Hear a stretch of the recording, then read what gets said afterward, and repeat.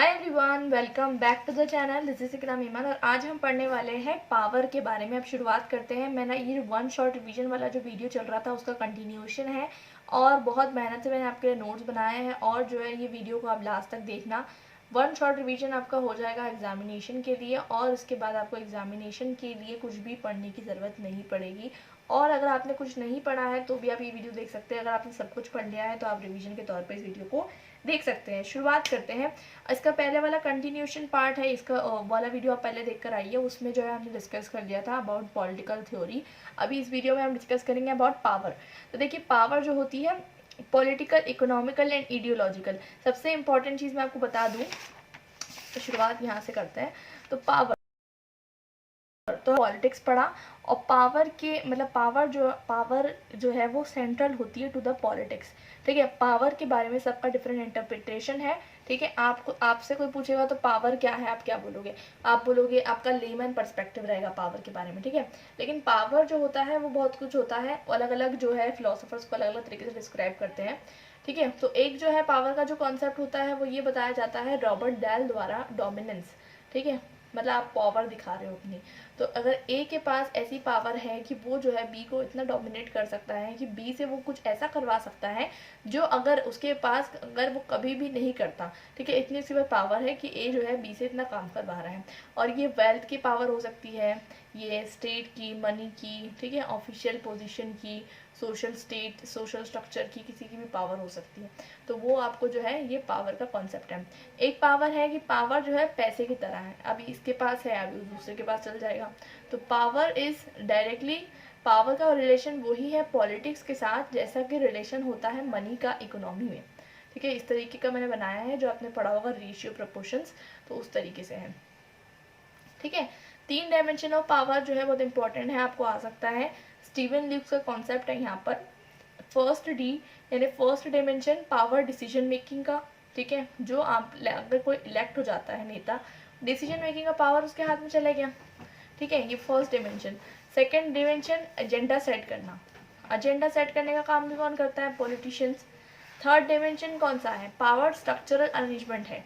ठीक है, structural arrangement है जहाँ पर किसी को पता ही नहीं चलता, जो पावरलेस है उसको पता ही नहीं चलता कि वो डोमिनेट हो रहा है। जैसे कि कास्ट सिस्टम देख लीजिए, इंडिया में इतने सालों से चला आ रहा था। शूद्र क्या सोचता था कि मैंने क्या कहते हैं शायद पिछले जन्म में कुछ खराब काम कराऊंगा, अगर मैं अभी भी इसको फॉलो नहीं करूंगा तो मैं नेक्स्ट जन्म में शायद और ज़्यादा खराब पैदा हूँ, इसलिए इस तरीके से वो मानते गया। तो ये स्ट्रक्चरल अरेंजमेंट है। तो इस तरीके से भी पावर होता है। ठीक है, इसको हम इडियोलॉजिकल भी कहते हैं, हम आगे पढ़ेंगे। अब मार्क्सिस्ट का व्यू होता है पावर का, तो मार्क्स हमेशा जो है क्या कंसिडर करते हैं? क्लास डोमिनेशन को कंसिडर करते हैं। बूर्जुआ क्लास जो है प्रोलेटेरिएट को क्या करती है? एक्सप्लॉइट करती है। फेमिनिस्ट का व्यू ऑफ कोर्स ही बात है, मेल का डोमिनेशन फीमेल पे। और सीबी मैकफर्सन का एक और व्यू है, वो है एक्सट्रैक्टिव वर्सेस डेवलपमेंटल पावर। तो एक मतलब पॉजिटिव पावर है और एक जो है नेगेटिव पावर है।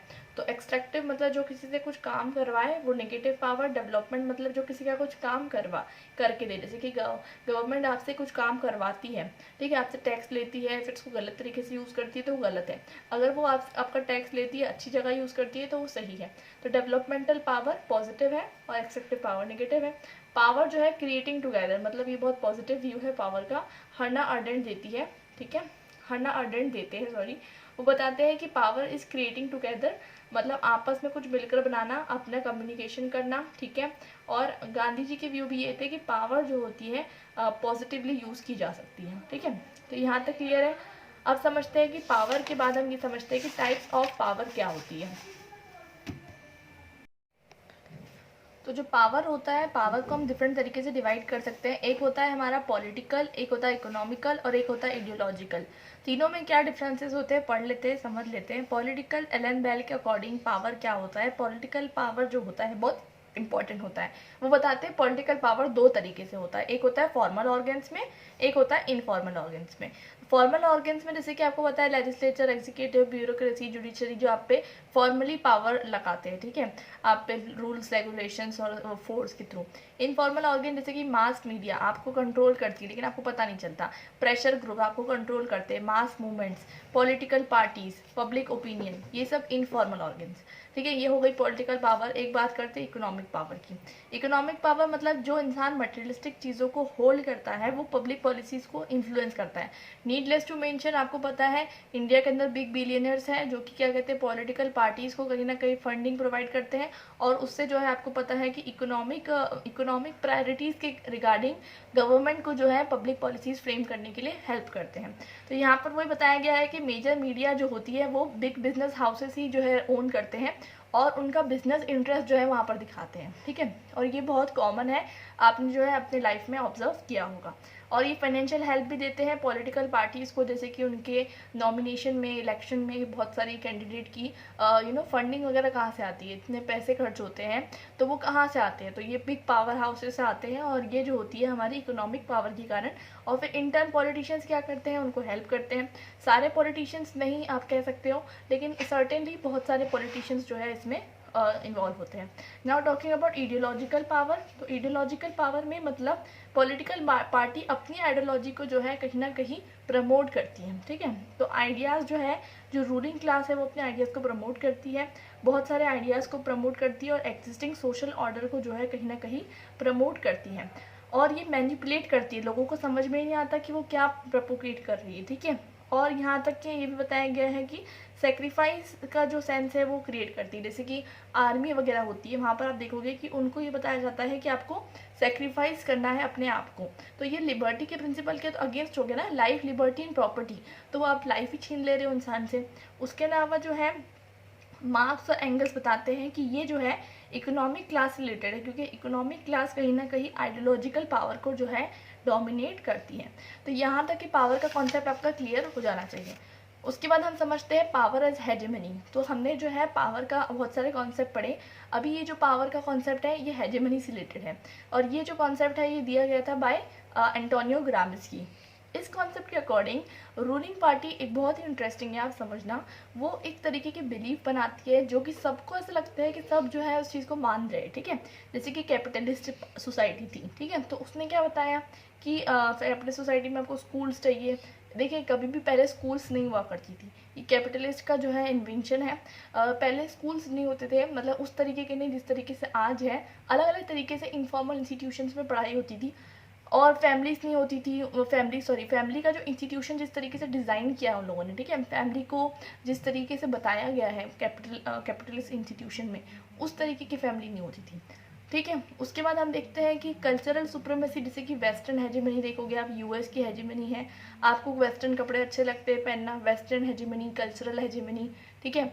कल्चरल पावर ये आपने 12th क्लास में पढ़ा होगा। उसके बाद अगर आप जो है आप वो वैल्यूज़ को फॉलो करते हो जो डोमिनेंट होती है और आपको पता नहीं चलता। जैसे कि आप कॉलेज जाते हो तो आप ऐसे बिल्कुल ट्राइबल वाले कपड़े पहन के नहीं जाते हो, ठीक है। क्यों नहीं जाते हो? बिकॉज आपको लगता है कि ये जो है अच्छी चीज़ नहीं है। और आप क्या कपड़े पहन के जाते हो? वेस्टर्न क्लोथ्स पहन के जाते हो बिकॉज आपको लगता है कि वो अच्छी चीज़ है। तो ये पावर जो होती है माइंड्स ऑफ पीपल पे एक्ट करती है, ठीक है। Example US hegemony, example new colonialism, और इसको हम कल्चरल हेजेमनी भी कहते हैं, ठीक है। अब कैपिटलिस्ट सोसाइटी को उन्होंने दो हिस्सों में बांटा है। एक होता है बेस जो कैपिटलिस्ट मोड ऑफ प्रोडक्शन होता है, एक होता है सुपर स्ट्रक्चर जो कि लीगल, पॉलिटिकल, रिलीजियस इंस्टीट्यूशंस होते हैं। अब ये जो होते हैं ये स्ट्रक्चर ऑफ डोमिनेशन होते हैं, ठीक है। इसमें आती है सिविल सोसाइटी, आपकी जो फैमिली है, स्कूल है, ये भी आपको डोमिनेट करती है, ठीक है। उसके अलावा पॉलिटिकल सोसाइटी, गवर्नमेंटल ऑर्गेनाइजेशंस वगैरह, तो ये तो आपको किस तरीके से डोमिनेट करेगी? कोर्जन के थ्रू डोमिनेट करेगी और ये जो है आपको लेजिटिमेशन के थ्रू डोमिनेट करेगी। तो मतलब इस तरीके का स्ट्रक्चर बनाया गया है कि आपको हर जगह जो है डोमिनेशन फेस करना पड़ेगा अकॉर्डिंग टू ग्राम्स्की। अब पावर समझने के बाद समझते हैं पॉलिटिकल थ्योरी को। तो पॉलिटिकल थ्योरी जो होती है इसमें आप देख सकते हो इस तरीके का कुछ मैप है, अगर आपको बनाना है आप बना सकते हो। मेथड ऑफ स्टडी होती है, एक होती है फोकस ऑफ स्टडी, मतलब आप किस पे फोकस कर रहे हो, किस तरीके से फोकस कर रहे हो। तो आपको अगर पॉलिटिकल आइडिया और कॉन्सेप्ट पे फोकस करना है तो आप नेचुरल सी बात है नॉर्मेटिव फिलोसफिकल थ्योरी पे फोकस करोगे, और अगर आपको पॉलिटिकल इंस्टीट्यूशन और बिहेवियर पे फोकस करना है तो आप डिस्क्रिप्टिव साइंटिफिक मेथड लोगे। दोनों में क्या डिफरेंस है, दोनों को डिस्कस कर लेते हैं, डिटेल में और डिस्कस करूँगी मैं, अभी के लिए समझ लीजिए। नॉर्मेटिव अप्रोच जो है व्हाट ऑट टू बी, मतलब क्या होना चाहिए, और फैक्चुअल डिस्क्रिप्शन, एम्पिरिकल क्या होते हैं, फैक्चुअल डिस्क्रिप्शन क्या है, ठीक है। ये होती है क्वालिटेटिव, ये होती है क्वांटिटेटिव, ये होती है इंटरप्रिटेटिव, मतलब कोई इंसान इंटरप्रिटेट करता है, इसको जो है वेरीफाई, मतलब वेरीफाई किया जा सकता है। अब मैंने आपको कहा कि लोकसभा होती है, राज्यसभा होती है, तो आप उसको जाके वेरीफाई कर सकते हो, ठीक है। तो वो चीज़ है, यहाँ वैल्यू न्यूट्रल या वैल्यू फ्री होती है, इसमें कोई पॉजिटिव निगेटिव ऐसा कुछ नहीं होता, ये वैल्यू बेस्ड होती है, एथिक्स होता है इसमें। इसमें मॉरल और पॉलिटिकल फिलोसफी ज़्यादा होती है, इसमें एम्पिरिकल और साइंटिफिक मेथड का यूज़ होता है। इसमें इम्प्रूव होता है पब्लिक लाइफ का और इसमें जो है ह्यूमन बिहेवियर के बारे में बात की जाती है पब्लिक लाइफ में। और प्रोमिनेंट थिंकर्स के प्लेटो है, इसको प्लेटो जो है पॉलिटिकल फिलोसफी के फादर मान जाते हैं, मैंने आपको बताया था। लॉकी, रूजो, और ये डिडक्टिव प्रिस्क्रिप्शन का यूज़ करती है, ये इंडक्टिव का यूज़ करती है। इसके कुछ prominent thinker David Easton, Karl Popper, ठीक है, ये हो गया क्लियर। अब ये नेचर ऑफ पॉलिटिकल साइंस क्या है। नेचर ऑफ पॉलिटिकल साइंस से पहले मैं आपको एक चीज़ बताती हूँ कि जो हमारे 1956 में पीटर लास्लेट है वो बताते थे कि पॉलिटिकल फिलोसफी डेड हो गई है। क्यों डेड हो गई है, बिकॉज देखिए क्या होता है, उस टाइम पे लॉजिकल पॉजिटिविज्म का ग्रोथ हो रहा था। मैं आपको आगे पढ़ाऊंगी लॉजिकल पॉजिटिविज्म क्या होता है। तो लॉजिकल पॉजिटिविज्म का ग्रोथ हो रहा था, नॉर्मेटिव थ्योरी का डिक्लाइन हो रहा था, इसकी वजह से पॉलिटिकल फिलोसफी डेड बोला जाता है। 1916 ऑनवर्ड्स क्या हुआ, वापस पॉलिटिकल थ्योरी वापस आई। कैसे आई, बिकॉज पोस्ट बिहेवियरलिज्म के अंदर जो है आपको कहीं ना कहीं देखने को मिलता है कि लोग जो है डिससेटिस्फाइड थे। वो कैसे डिससेटिस्फाइड थे वो मैं आपको बताऊंगी। अब आपको देखने को मिलता है कि फिलोसफी ऑफ साइंस भी इमर्ज होकर आ रही थी, जो कि साइंस को जो है चैलेंज कर रही थी। साइंस एब्सोल्यूट नहीं होती है, ठीक है। लोग सोचते हैं साइंस एब्सोल्यूट होती है, साइंस कभी एब्सोल्यूट नहीं होती है, वो स्टडीज़ पे बेस्ड होती है, हमेशा चेंज होती रहती है, नॉट स्टैटिक, ये बात आपको ध्यान रखनी है। उसके बाद आपको देखने को मिलता है नॉर्मेटिव क्वेश्चंस का इमर्जेंस होता है, जैसे कि जॉन रॉस अपनी थ्योरी लाते हैं 1971 में, थ्योरी ऑफ जस्टिस, ठीक है। और नॉबर्ट नॉजिक जो है एनार्की, स्टेट एंड यूटोपिया में बताते हैं कि एक लिबर्टेरियन एनार्की के बारे में डिस्कस करते हैं। मतलब कहीं ना कहीं ये जो कॉन्सेप्ट्स थे ये बहुत ज़्यादा इम्फोसाइज कर रहे थे एक अच्छी सोसाइटी के ऊपर। मैन एक पॉलिटिकल एनिमल है, जैसे कि अरिस्टोटले बताते हैं ग्रीस के अंदर। तो मतलब ये है कि मैन जो है क्या कहते हैं, अरिस्टोटले फादर ऑफ पॉलिटिकल साइंस माने जाते हैं। तो पॉलिटिकल साइंस जो होती है उसकी ही ये सब ब्रांचेस होती है, चाहे वो मैंने आपको पहले बता दिया था फर्स्ट वीडियो में, पॉलिटिकल फिलोसफी, पॉलिटिकल थ्योरी, ये सब इसकी ब्रांचेस होती हैं। एक बार इसमें समझ लेते हैं पॉलिटिकल थ्योरी की ब्रांचेस को। देखिए पॉलिटिकल थ्योरी को समझने के लिए एम्पिरिकल तरीका हो सकता है, लॉजिकल तरीका हो सकता है, इवैल्यूएटिव हो सकता है। एम्पिरिकल नॉलेज बेस्ड होता है, ठीक है, मैंने आपको अभी बताऊंगी और डिटेल में।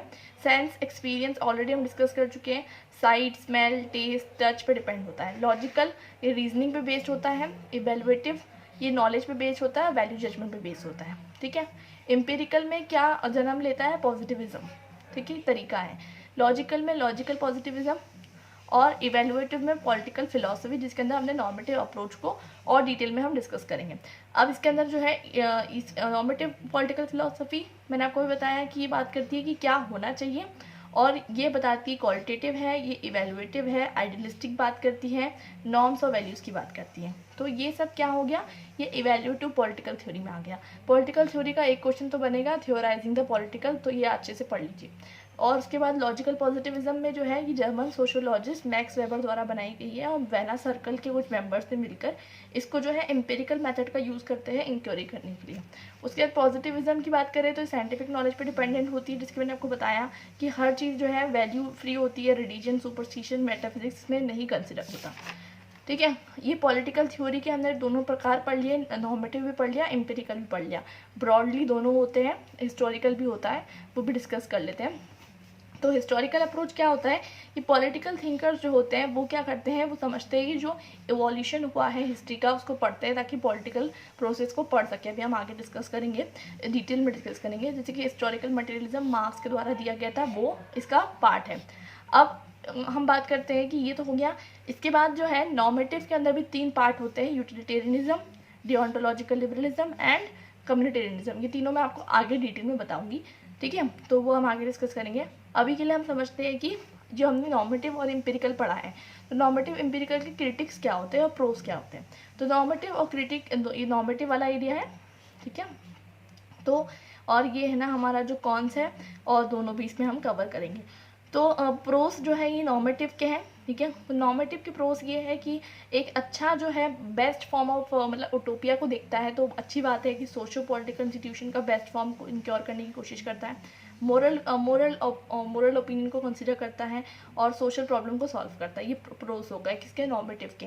कॉन्स क्या है कि वेरीफाइबल नहीं है, उटोपिक है, आइडियलिस्टिक है, साइंटिफिक नहीं है, प्रिसिशन नहीं है, कोई ऑब्जेक्टिविटी नहीं है, और साइंटिफिक टेम्परामेंट नहीं है। देखिए ये शॉर्ट वीडियो है, शॉर्ट में बताऊंगी, लॉन्ग वीडियो देखना है तो आप जो है चैप्टर 1 देख सकते हैं। अब यहाँ पर प्रोस के अंदर जो है आप देख सकते हैं कि प्रोस और कॉन्स किसके, एम्पिरिकल के। तो प्रोस तो ये हो गए चलो फैक्ट बेस है, ऑब्जेक्टिव है, वैल्यू न्यूट्रल है, ट्रू है, ठीक है, आप वेरीफाई कर सकते हो। लेकिन इसमें से ना वैल्यूज हटा दी गई है लोगों में से, ठीक है, मॉरलिटी की बात नहीं की जाती और पॉलिटिकल बिहेवियर की बात नहीं की जाती। तो इस तरीके से दोनों को मिलकर जो है ना पॉलिटिकल साइंस बनता है। तो पॉलिटिकल साइंस में जो है ऑब्जर्वेशन भी लगता है, जनरलाइजेशन भी लगता है, एक्सप्लेनेशन भी लगता है, प्रिडिक्शन और प्रिस्क्रिप्शन भी लगता है। यहाँ तक क्लियर हो गया। अब हम समझते हैं, हमने ये सारा कॉन्सेप्ट समझ लिया। अब हमारा जो है पॉलिटिक्स पे मैंने आपको बता दिया था लास्ट वीडियो में, उसके बाद जो है हम समझेंगे अब नॉर्मेटिव वाला अप्रोच।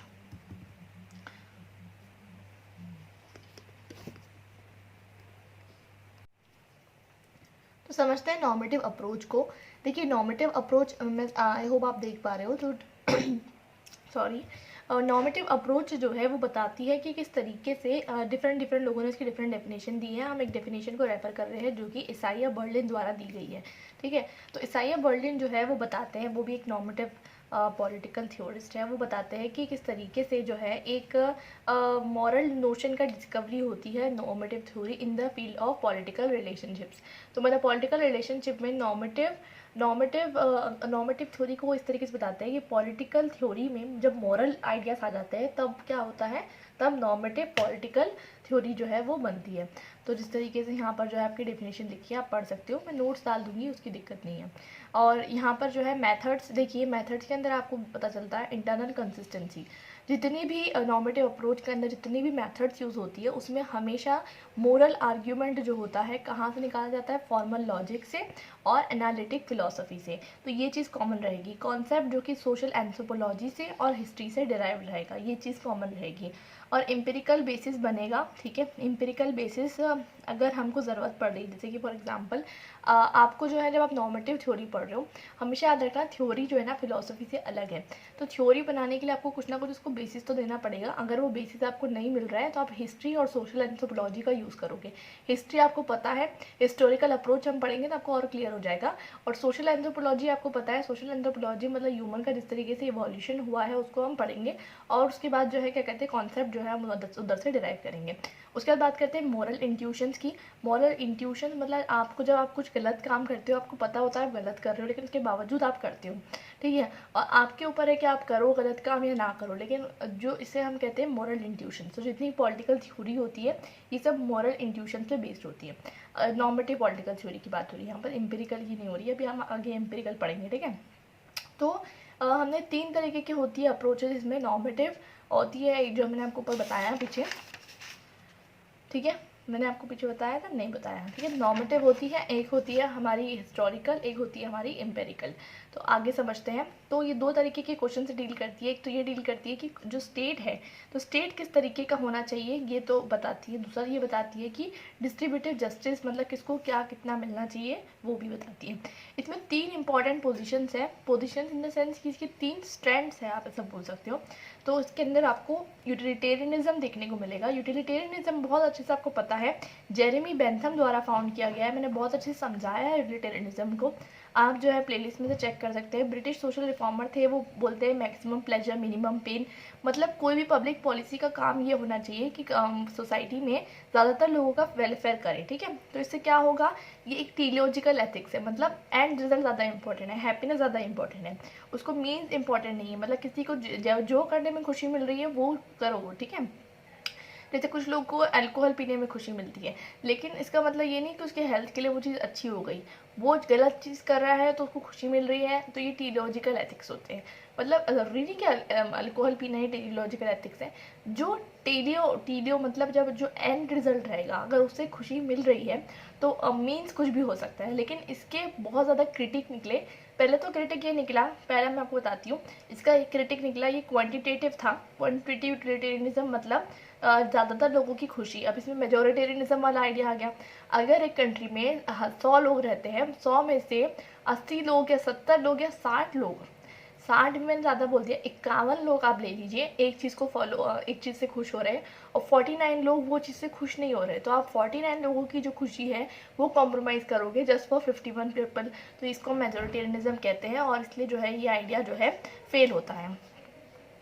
तो इसके क्रिटिक में इमर्ज होकर आता है क्वालिटेटिव यूटिलिटेरियनिज्म, जो कि जे.एस. मिल द्वारा फाउंड किया जाता है। जे.एस. मिल आपको पता है फादर ऑफ लिबर्टी माने जाते हैं। ऑन लिबर्टी की बुक उन्होंने लिखी थी। इसमें बताते हैं कि कुछ एक्शंस ऐसे होते हैं जिसकी ज़्यादा एस्थेटिक वैल्यू होती है और हर चीज़ को आप ऐसा बोलोगे कि है ना क्या कहते हैं हर चीज़ क्वान्टिटेटिव बेसिस पे, तो ऐसा नहीं होता है। तो इस चीज़ को वो बताते हैं। उसके बाद हम समझते हैं कि अब ये टीलियोलॉजिकल एथिक्स, मैंने आपको टीलियोलॉजिकल एथिक्स बताया जो एंड पर रिजल्ट पर ज़्यादा फोकस करते हैं एज कम्पेयर टू मीन्स। इसके क्रिटिक्स क्या है ये समझते हैं हम। तो इसके क्रिटिक्स ये है कि ये इंडिविजुअल को जो है कहीं ना कहीं जो है इसकी वर्थ को जो है इग्नोर कर देते हैं। कैसे? मतलब हर इंसान की जो होता है अलग अलग होता है और हर इंसान के जो होते हैं मीन्स अलग होते हैं, एंड्स अलग होते हैं। उस चीज़ को वो कहीं ना कहीं निग्लेक्ट कर देता है। सेकेंडली यूटिलिटेरियनिज्म जो है वो प्लुरैलिटी को भी कंसिडर नहीं करता, बिकॉज आपको पता है यूटिलिटेरियनिज्म के अंदर फाउंडर मतलब उसका एम क्या है? Greatest happiness in greatest number. अब अलग अलग हो सकता है, एक 100 लोग हो वहाँ पर 20 अलग अलग लोग अलग अलग चीज़ों से खुश होते हो, तो वो प्लुरलिज्म को जो है इग्नोर कर देता है। इसमें एंड को प्रायोरिटी दी जाती है मीन्स के ऊपर। जिसे गांधी जी कहते थे कि मीन्स को जो है क्या कहते हैं बहुत प्रायोरिटी देनी चाहिए एज कम्पेयर टू एंड्स। ठीक है, तो ये बहुत ज़्यादा हमको इम्पोर्टेंट समझ में इसमें आता है। अब हम देखेंगे कि डिओन्टोलॉजिकल लिबरलिज्म जो है इसके क्रिटिक में निकल कर आता है। डिओन्टोलॉजिकल लिबरलिज्म को हम कहते हैं कांटियन लिबरलिज्म, जो कि इमैनुअल कांट के आइडिया पे बेस्ड था। इस लिबरलिज्म के अंदर ये होता है कि मीन्स ज़्यादा इंपॉर्टेंट होते हैं एंड से। ठीक है, उसी चीज़ को अपोज कर दिया गया है। मतलब बोलते हैं इमैनुअल कांट कि इंडिविजुअल्स अपने आप में एंड है और किसी और के एंड्स अचीव करने के लिए उसको सेक्रीफाइस नहीं कर सकते। मतलब इंडिविजुअल की लिबर्टी इंपॉर्टेंट है और साथ साथ जो चीज़ सही है वो ज़्यादा इंपॉर्टेंट रहेगी एज कम्पेयर टू जो चीज़ आपको मतलब एथिक्स ऑफ एंड होता है, एक एथिक्स ऑफ राइट होता है। तो एथिक्स ऑफ राइट जो है वो ज़्यादा सुपीरियर है as compare to ethics of and. ये डिओन्टोलॉजिकल लिबरलिज्म का भी क्रिटिक निकल कर आता है। क्या निकल कर आता है कि ये इंडिविजुअल को बहुत सुप्रीमेसी दे रहा है। ठीक है, अगर हर इंसान अपने हिसाब से राइट देखने जाएगा तो राइट इज सब्जेक्टिव, किसी के लिए जो चीज़ सही रहेगी किसी के लिए नहीं रहेगी। उसके अपोज में कम्युनिटेरियनिज्म निकल कर आता है, वो जो कॉमन गुड पे फोकस करता है। वो बोलता है कि ये जो आइडिया है वो पूरा आइडिया को क्रिटिसाइज करते हुए मिकाइल सेंडल बताते हैं कि लिबरल्स जो है वो ये नहीं कंसिडर करते कि ह्यूमंस की कुछ सोशल रिस्पॉन्सिबिलिटीज़ भी होती है और उसे फुलफिल करनी होती है और उसको फुलफिल करने के लिए उसे कुछ कॉमन गुड पे आना पड़ता है। ठीक है, तो अगर आप इंडिविजुअल को इंडिविजुअल एंटिटी की तरह देखोगे तो आप ये नहीं समझ पाओगे कि उसकी कुछ सोशल रिस्पॉन्सिबिलिटीज़ और नीड्स भी हैं, जो कि एक डेंजरस स्टेप है। तो इसलिए वो इस चीज़ को रिजेक्ट करते हैं और साथ साथ वो ये कहते हैं कि हमें ज़रूरत है कि एक कॉमन गुड की फॉर्मेशन हो जो कि कम्युनिटी के लिए अच्छा हो। अब यहाँ पर जो है ये तीनों जो स्टैंड है, कम्युनिटेरियनिज्म, डिओन्टोलॉजिकल लिबरलिज्म एज वेल एज यहाँ पर हमने जो यूटिलिटेरियनिज्म, ये तीनों नॉर्मेटिव थ्योरी के स्टैंड है। अगर हम नॉर्मेटिव थ्योरी को ही क्रिटिसाइज कर दें तो वो भी हम पढ़ते हैं कि नॉर्मेटिव थ्योरी को किस तरीके से क्रिटिसाइज किया गया है। तो नॉर्मेटिव थ्योरी के बहुत सारे क्रिटिक्स निकल कर आते हैं। उसमें जो 3 मेन क्रिटिक्स होते हैं वो होता है लॉजिकल पॉजिटिविज्म, एक होता है रिलेटिविज्म और एक होता है डिटर्मिनिज्म। तीनों को डिस्कस हम कर लेंगे।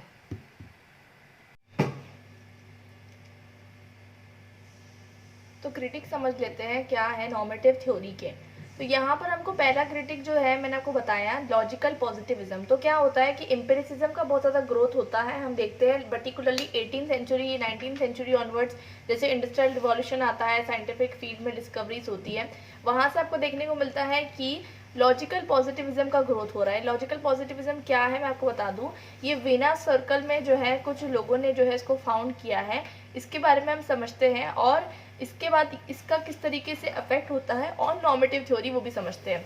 तो देखिए सबसे इंपॉर्टेंट चीज़ लुडविग विटजेंस्टाइन जो है, इनका नाम अच्छे से याद रखना, लुडविग विटजेंस्टाइन, इनका नाम थोड़ा अजीब है।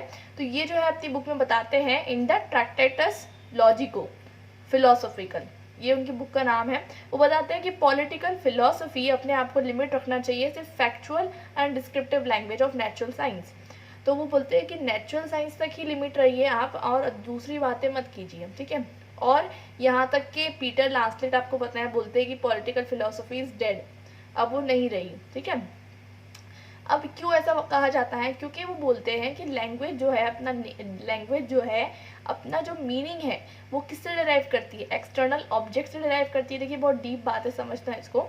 एक्सटर्नल ऑब्जेक्ट से आप जो कुछ बोलते हो, आप एक्चुअली में क्या बोलते हो, आप आम बोलते हो, अंगूर बोलते हो, आप ये जो चीज़ें बोल रहे हो इसका जो एक्सट्रैक्ट है या आप एक्सटर्नल ऑब्जेक्ट से डिराइव कर रहे हो। तो वो बोलते हैं कि ट्रू प्रपोजिशन अगर आपको एक्चुअल वैल्यू चाहिए तो हमेशा जो है डायरेक्ट सेंस एक्सपीरियंस से ले सकते हो। मतलब अगर आप कोई ऐसी चीज़ बोल रहे हो जो एग्जिस्ट ही नहीं करती, बिकॉज फिलोसफी में क्या होता है, आप ये चीज़ें बोलते हो जो एग्जिस्ट करती ही नहीं है, आप फिलोसफिकल बातें करते हो, तो वो चीज़ें जो एग्जिस्ट नहीं करती, जैसे मार्क्सिस्ट बताते हैं कम्युनिज्म, ट्रू कम्युनिज्म, ठीक है। कम्युनिटेरियनिज्म बताते हैं कि कम्युनिटी का जो गुड होता है। यूटिलिटेरियनिज्म बताते हैं कि हैप्पीनेस, अब हैप्पीनेस को आप देख सकते हो क्या, नहीं देख सकते। तो वो बोलते हैं कि डायरेक्ट सेंस एक्सपीरियंस को जो है मैटर देना चाहिए, और ये जो है ये फाउंडेशन होना चाहिए प्रिंसिपल ऑफ सोशल ऑर्डर का। यहाँ तक क्लियर है। उसके बाद हम समझते हैं कि एलन गर्विथ इसमें एक इम्पॉर्टेंट है और जॉन रॉल्स इम्पॉर्टेंट है। अब ये दोनों क्या करते हैं, इसको जवाब देते हैं, ठीक है, उल्टा जवाब। ये दोनों नॉर्मेटिव थ्योरिस्ट है। ये दोनों क्या बोलते हैं, एक तो जॉन रॉल्स की थ्योरी ऑफ जस्टिस आई थी, वो मैंने आपको समझा दिया है ऑलरेडी, मैं वापस नहीं समझाऊंगी। तो जॉन रॉल की थ्योरी ऑफ जस्टिस में वो बात करते हैं व्हील ऑफ इग्नोरेंस की, इसमें वो बात करते हैं कि किस तरीके से जस्टिस को जो है इंश्योर किया जाए, तो वो बताते हैं। और एलन गर्विथ जो है बताते हैं कि फ्रीडम और वेलबींग जो है वो सिर्फ और सिर्फ बेसिक रिक्वायरमेंट फुलफिल करने से आएगा। अगर आप फिलोसफिकल बातें नहीं करोगे तो फिर कैसे चलेगा। मतलब आप जो है फ्रीडम की बात करते हो, फ्रीडम को आप फील थोड़ा ना कर सकते हो, देख थोड़ा ना सकते हो, टच थोड़ा ना कर सकते हो, तो फिर आप कैसे कह रहे हो कि सिर्फ और सिर्फ फैक्चुअल डिस्क्रिप्टिव लैंग्वेज आपको पढ़नी है, ठीक है। उसके बाद सेकंड कॉन्सेप्ट आता है रिलेटिविज्म का। रिलेटिविज्म बोलते हैं कि एब्सोल्यूट मॉरलिटी जैसी कुछ चीज़ ही नहीं है, मतलब बोलते हैं कि सच ही नहीं है, और वर्ल्ड में कोई कॉमन कल्चर नहीं है, कॉमन लैंग्वेज नहीं है, तो कोई चीज़ के लिए कोई चीज़ अच्छी है, कोई चीज़ के लिए कोई चीज़ खराब है। तो आप कैसे बोल सकते हो, जैसे कि कम्युनिटेरिज्म बोलते हैं ना, कॉमन गुड, तो उसकी क्रिटिक में ये लोग बोलते हैं। तो अब इसको रिस्पॉन्स कैसे करते हैं नॉर्मेटिव, वो बोलते हैं कि कुछ गुड्स तो ऐसे होते हैं ना जो सबको चाहिए, अच्छी सबको चाहिए, लाइफ एक्सपेक्टेंसी सबको चाहिए, हेल्थ सबको चाहिए, एजुकेशन सबको चाहिए, ये कुछ कॉमन गुड्स तो हैं। जैसे कि फेमिनिस्ट मूवमेंट जो है हर कंट्री में जो है पॉपुलर हुआ। उसके बाद कुछ जो होती है ऐसी भी वैल्यूज़ होती है जो कि अनडिज़ायरेबल होती है, वो हर सोसाइटी में अनडिज़ायरेबल होती है, जैसे कि मर्डर, स्टीलिंग, रेप, तो कुछ चीज़ें तो कॉमन है। तीसरा पॉइंट हम पढ़ेंगे डिटर्मिनिज्म। डिटर्मिनिज्म मतलब एक बहुत ही अजीब तरीके की फिलॉसफी है, मैं ऑलरेडी समझा चुकी हूँ वीडियो में, मैं इधर डीप में नहीं जाऊँगी। मैं बता रही हूँ डिटर्मिनिज्म एक ऐसी फिलॉसफी है, वो बिलीव करती है कि इंडिविजुअल कुछ भी करने के लिए कैपेबल नहीं है, क्योंकि हर चीज़ जो बताती है कि इंडिविजुअल जो है कोई भी डिसीजन नहीं ले सकता, जो भी वो करता है वो एक्चुअली में हर चीज़ प्री डिसाइडेड होती है। इंडिविजुअल का कोई भी तरीके का मॉरल राइट नहीं होता कि वो कुछ चूज़ करे। उसमें भी क्या होता है, अलग अलग तरीके के डिटर्मिनिस्टिक फैक्टर्स होते हैं। उसमें एक डिटर्मिनिस्टिक होते हैं, वो बिलीव करते हैं कि ह्यूमन जो है social, economic, cultural, historical factor से बंधा हुआ है। मतलब आप जो है बंधे हुए हो, आपको क्या करना है वो बंधा हुआ है, ठीक है। और एक होता है कि नेशनल से बंधे हुए हो, एक बोलता है सुपर नेचुरल से बंधे हुए हो। मतलब जैसे कि आपने देखा होगा ना कि इंडिया में कोई इंसान पैदा हुआ, उसकी एवरेज लाइफ एक्सपेक्टेंसी क्या है, और कोई हाई HDI वाली कंट्री में पैदा हुआ हो, वहाँ पर उसका लाइफ एक्सपेक्टेंसी क्या है, और जैसे कि कोई घाना ऐसी कंट्री में पैदा हुआ, उसका क्या है लाइफ एक्सपेक्टेंसी। तो बहुत सारी चीज़ें वो बोलते हैं कि नेशनल पर भी डिपेंड करती है, कुछ सुपर नेचुरल पावर पर डिपेंड करती है, कुछ चीज़ें जेनेटिक्स के कारण होती है, और इसलिए इंडिविजुअल के पास ऑप्शंस नहीं होते। तो नॉर्मेटिव थ्योरी क्या बोलते हैं कि भाई इंडिविजुअल के पास हमेशा ऑप्शंस होते ही है, भले ही लिमिटेड क्यों ना हो। और ये जो आपने जितने भी फैक्टर्स बताए, ये सब फैक्टर्स भी मॉरल कंडीशंस की वजह से उभरते हैं। जैसे कि अगर एक स्टेट ने प्रॉपर्ली वर्कआउट नहीं किया, इसलिए वहाँ की लाइफ एक्सपेक्टेंसी कम है, तो ये सारे जो फैक्टर्स आप बता रहे हो ये सब भी जो है मॉरल कंटेक्स्ट की वजह से है। तो यहाँ तक कि हम नॉर्मेटिव थ्योरी पढ़ चुके हैं, नॉर्मेटिव थ्योरी के क्रिटिक्स पढ़ चुके हैं, ये आपको यहाँ तक के क्लियर हो जाना चाहिए। अब हम एम्पिरिकल और साथ साथ जो है हिस्टोरिकल अप्रोच को पढ़ेंगे।